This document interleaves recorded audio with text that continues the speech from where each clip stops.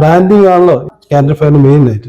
നമുക്ക് സ്വന്തമായിട്ട് ബ്രാൻഡ് ചെയ്യണമെന്നുണ്ടെങ്കിൽ തുടങ്ങണമെന്നുണ്ടെങ്കിൽ അതിനനുസരിച്ചുള്ള ഒരു ബിസിനസ് പ്രപ്പോസലായിട്ട് പോകുമ്പോൾ ഇതുപോലെ തന്നെ വലിയൊരു ഓർഡർ കൊടുത്തു കഴിഞ്ഞാൽ നമ്മൾ വിറ്റ് പെറുക്കിയിട്ടുള്ള ഒരു സംരംഭം തുടങ്ങുക.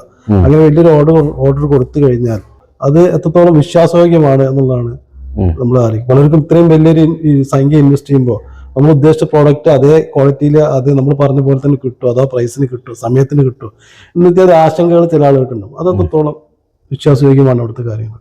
അല്ല, അതാണ് ഞാൻ പറഞ്ഞത്. നമ്മളിപ്പോൾ ഒരു ക്യാൻഡൽ ഫെയറിന് പോയി എന്ന് വെച്ചിട്ട് നമുക്ക് എല്ലാ കാര്യങ്ങളും ഒറ്റ വിസിറ്റ് കൊണ്ട് നടന്നുകൊള്ളണമെന്നില്ല. ക്യാൻഡൽ ഫെയറിൽ സംഭവിക്കുന്നത് എന്താ വെച്ചാൽ നമുക്ക് നമ്മളെ മനസ്സിലൊരു കൺസെപ്റ്റ് ഉണ്ടെങ്കിൽ ആ കൺസെപ്റ്റുമായി പ്രൊഡക്റ്റ് ഉണ്ടെങ്കിൽ ആ പ്രൊഡക്റ്റിൻ്റെമായി ബന്ധപ്പെട്ട അപ്ഡേറ്റ്സുകൾ അല്ലെങ്കിൽ അതിൻ്റെ പിന്നുമായി സാമ്യമുള്ള പ്രൊഡക്റ്റുകൾ കാണാനും അത് പരിചയപ്പെടാനും അതിൻ്റെ സപ്ലൈസിനായിട്ട് മീറ്റ് ചെയ്യാനുമുള്ള ഒരു അവസരം മാത്രമാണ് ക്യാൻഡൽ ഫെയർ. പിന്നെ അവരായിട്ട് ബിസിനസ് ചെയ്യാന്നുള്ളത് രണ്ടാമത്തെ ഘട്ടമാണ്.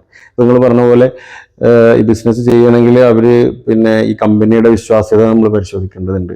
അതേപോലെ അവരുമായിട്ട് ഇടപാട് ചെയ്യാൻ പറ്റുമോ എന്നുള്ളത് നമ്മൾ പരിശോധിക്കേണ്ടതുണ്ട്. അപ്പോൾ ഈ നമ്മളിങ്ങനെ ഒരു ഗ്രൂപ്പായിട്ട് പോകുമ്പോൾ അത് അറേഞ്ച് ചെയ്യുന്ന ആളുകൾ എന്നുള്ള നിലക്ക് അവരതിൻ്റെ പിന്നെ ഒരു സാധനം എടുത്തു കഴിഞ്ഞാൽ സാധനം എങ്ങനെയാണ് നമ്മൾ നാട്ടിലേക്ക് എത്തിക്കേണ്ടത് അതിനുള്ള എല്ലാ അസിസ്റ്റൻസും നിങ്ങൾ കൊടുക്കുന്നുണ്ട് എന്നാണ് എനിക്ക് തോന്നുന്നത്. സാധാരണ ഇത്തരം ഫെയറുകൾ കുറച്ചു കാലം മുന്നേ വരെ വലിയ വലിയ സംരംഭകർ അല്ലെങ്കിൽ ബിസിനസ്മാൻമാരൊക്കെ പോയിട്ടുണ്ട്. ഇപ്പൊ സാധാരണക്കാരും പോയി തുടങ്ങിയിട്ടുണ്ട്. പക്ഷെ സാധാരണക്കാരെ സംബന്ധിച്ചിടത്തോളം ചില ലക്ഷം റുപ്യ ചെലവാക്കി അവിടെ പോയിട്ട് ക്യാൻഡൽ ഫെയറിൽ പങ്കെടുത്ത് വന്നിട്ട് അത് നിലവിലുള്ള കച്ചവടങ്ങൾക്ക് അത് ഉപകാരപ്പെടും, അല്ലെങ്കിൽ പുതിയൊരു സംരംഭം തുടങ്ങാൻ അവർക്കത് യൂസ്ഫുൾ ആവും, അതായത് ആ ചെലവാക്കിയ പൈസ വെറുതെ വേസ്റ്റ് ഓഫ് മണി ആവും?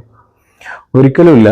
അത് ആരാണ് ക്യാൻഡൽ ഫെയറിന് പോകേണ്ടത് എന്ന് വെച്ചാൽ നിലവിൽ ബിസിനസ് ചെയ്യുന്ന ആളുകളും അല്ലെങ്കിൽ അവർക്ക് ബിസിനസ്സിൽ അടുത്ത ലെവലിലേക്ക് ബിസിനസ്സിനെ എക്സ്പാൻഡ് ചെയ്യാൻ തീരുമാനിച്ചിട്ടുള്ള ആളുകളും അല്ലെങ്കിൽ ബിസിനസ് ചെയ്യാൻ ആഗ്രഹിക്കുന്ന ആളുകളും നിർബന്ധമായിട്ടും ജീവിതത്തിൽ ഒരു പ്രാവശ്യം കണ്ടിരിക്കേണ്ട ഒരു മേളയാണ് ക്യാൻഡൽ ഫെയർ എന്ന് പറയുന്നത്.